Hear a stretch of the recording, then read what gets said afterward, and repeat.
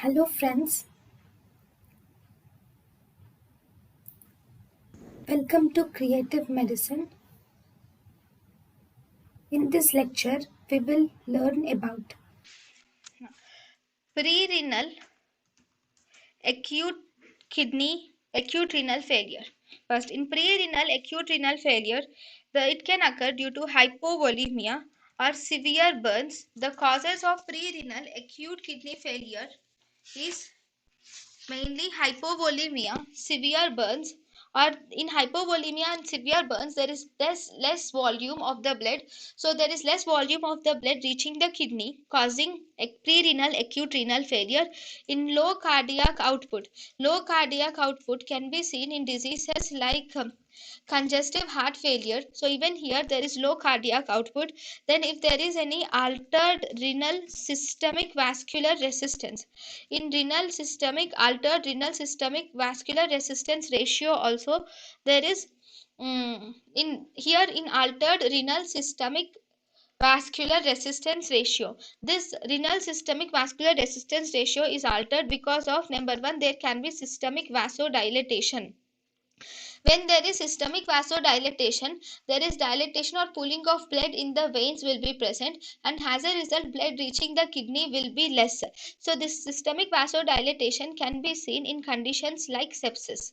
So, as a result, the systemic vascular resistance of kidney is altered.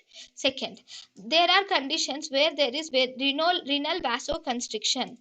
Renal vasoconstriction can occur due to conditions like hypercalcemia, or in norepinephrine, or in conditions like epinephrine and cyclosporin, and we have amphotericin B. Okay, in amphotericin B. Okay, in hypercalcemia, norepinephrine, epinephrine, cyclosporin, and in amphotericin B. In these conditions, you will see that there is renal vasoconstriction occurs. So all these conditions will result in renal vasoconstriction. When it results in renal vasoconstriction, this will increase the vascular resistance of the kidney, so less blood reaches the kidney, leading to prerenal acute renal failure. Second, if there is cirrhosis with ascites.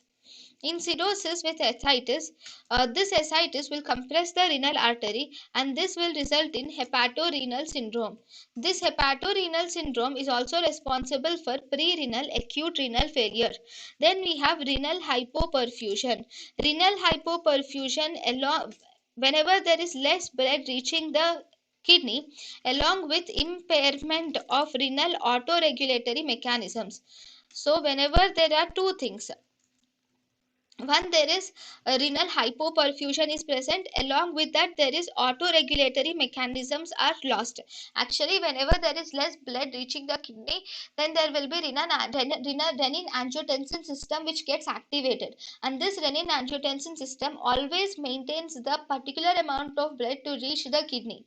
So if there is hypovolemia, it conserves more water, and thus it increases the blood reaching the kidney. So as a result, this will always check or counteract the hypovolemic or volume changes. But if there is any impairment in renal autoregulatory mechanisms, then obviously there will be renal hypoperfusion. This can occur due to drugs like angiotensin converting enzyme inhibitors or angiotensin receptor blockers. thank you and thank you for watching.